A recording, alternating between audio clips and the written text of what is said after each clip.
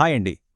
చరిత్రలో కొన్నిసార్లు తీసుకునే నిర్ణయాలు సమస్యలను పరిష్కరించడానికి బదులుగా కొత్త మంటలను రేపుతాయి. సరిగ్గా 1972లో అదే జరిగింది. సుప్రీంకోర్టు ఒక తీర్పిచ్చింది. అది వివాదాన్ని చల్లార్చాల్సింది పోయి ఒక రాష్ట్రాన్నే రెండుగా చీల్చేంత పెద్ద అగ్గిని రాజేసింది. అసలు ఏంటా తీర్పు? దాని తర్వాత ఏం జరిగింది? ఈ మొత్తం కథను ఇప్పుడు లోతుగా చూద్దాం.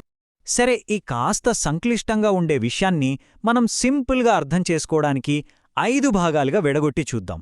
ఫస్ట్, ఆ నిప్పును రాజేసిన తీర్పేంటో తెలుసుకుందాం.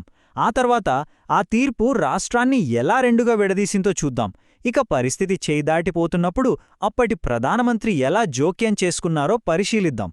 ఆ రాజీ ప్రయత్నం ఎందుకు బెడిసికొట్టిందో విశ్లేషిద్దాం. చివరిగా ఈ మొత్తం సంఘర్షణను ఒకసారి రివ్యూ చేద్దాం. మన కథ ఎక్కడ మొదలవుతుందంటే, భారత న్యాయ రాజకీయ చరిత్రలోనే ఒక చాలా కీలకమైన రోజున. ఆ ఒక్కరోజు ఒక రాష్ట్ర భవిష్యత్తును శాశ్వతంగా మార్చేసింది.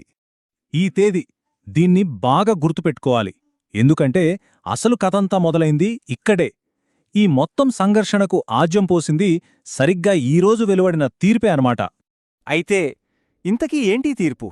దేని గురించి? అదే ముల్కీ నిబంధనలు. సింపుల్గా చెప్పాలంటే ఇవి నిజాం కాలం నాటి రూల్స్. అంటే హైదరాబాద్ సంస్థానంలో ఉండే లోకల్ వాళ్లకి, అంటే ముల్కీలకు ప్రభుత్వ ఉద్యోగాల్లో ప్రిఫరెన్స్ ఇవ్వాలి అనేది దీని సారాంశం. చాలా ఏళ్లుగా నడుస్తున్న ఈ వివాదం మీద దేశంలోనే హయ్యెస్ట్ కోర్ట్, సుప్రీంకోర్టు, చాలా క్లియర్గా ఒకే మాట మీద తీర్పిచ్చింది.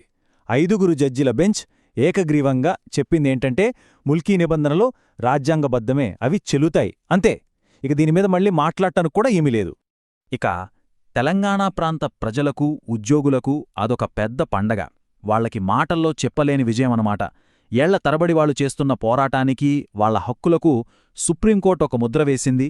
అప్పటి ముఖ్యమంత్రి పివి నరసింహారావు దగ్గర్నుంచి ఉద్యోగ సంఘాల నాయకుల వరకు అందరూ సంబరాలు చేసుకున్నారు. ఇక లేటు చేయకుండా ఈ తీర్పును వెంటనే అమలు చెయ్యాలనే డిమాండ్లు పెరిగిపోయాయి. ఒక ప్రాంతంలో సంబరాలు, మరో ప్రాంతంలో పూర్తి వ్యతిరేక పరిస్థితి. ఒకే ఒక్క తీర్పు ఒక రాష్ట్రాన్ని అప్పటికప్పుడే రెండుగా ఎలా చీల్చేసిందో, 2 వేర్వేరు ప్రపంచాలను ఎలా సృష్టించిందో ఇప్పుడు చూద్దాం. ఇక్కడే అసలు ట్విస్ట్. ఒకే తీర్పు, 2 పూర్తి ఆపోజిట్ రియాక్షన్స్. తెలంగాణలో ఏమో ముల్కీ రూల్స్ అమలు చేయాలి అని నినాదాలు, ఆంధ్రాలో ఏమో అసలా రూల్సే వద్దు, తీసేయండి అని ఆందోళనాలు. ఇక్కడ విచిత్రమేంటంటే 2 వైపులా చివరికి అడిగింది ఒకటే, మాకు విడిపోవడమే కావాలి అని. ఒకరికి హక్కుగా కనిపించింది, ఇంకొకరికి అన్యాయంలా కనిపించింది. ఇది అచ్చంగా ఒకరి గెలుపు, ఇంకొకరి ఓటమిలాంటి పరిస్థితి అన్నమాట.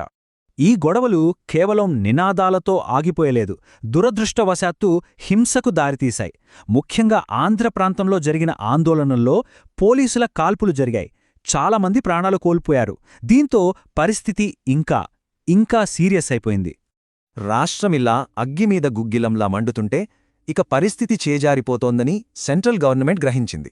అప్పుడు స్వయంగా ప్రధానమంత్రి ఇందిరాగాంధీయే రంగంలోకి దిగారు.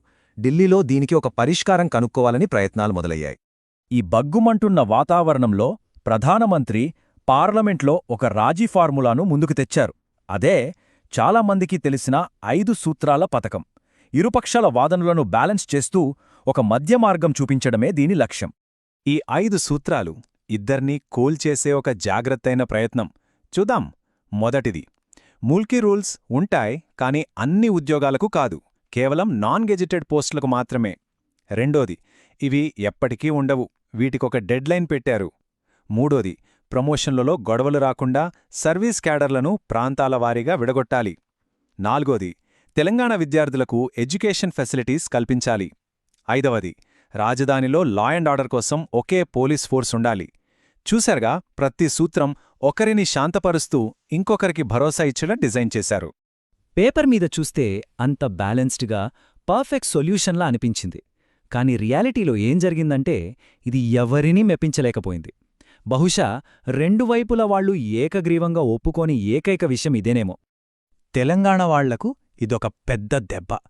సుప్రీంకోర్టు మాకు హక్కు అని చెప్తే మీరు రాజకీయ రాజీ పేరుతో దాన్ని నీరుగార్చేస్తారా అని వాళ్లు తీవ్రంగా ఫీలయ్యారు.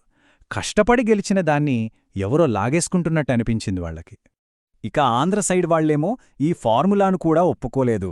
అసలు మాకు అన్యాయం జరుగుతోంది అని మేమంటుంటే ఆ రూల్స్ని పూర్తిగా తీసేయకుండా కొన్ని మార్పులతో మళ్లీ మామీద రుద్దుతారా? ఇదేం న్యాయం?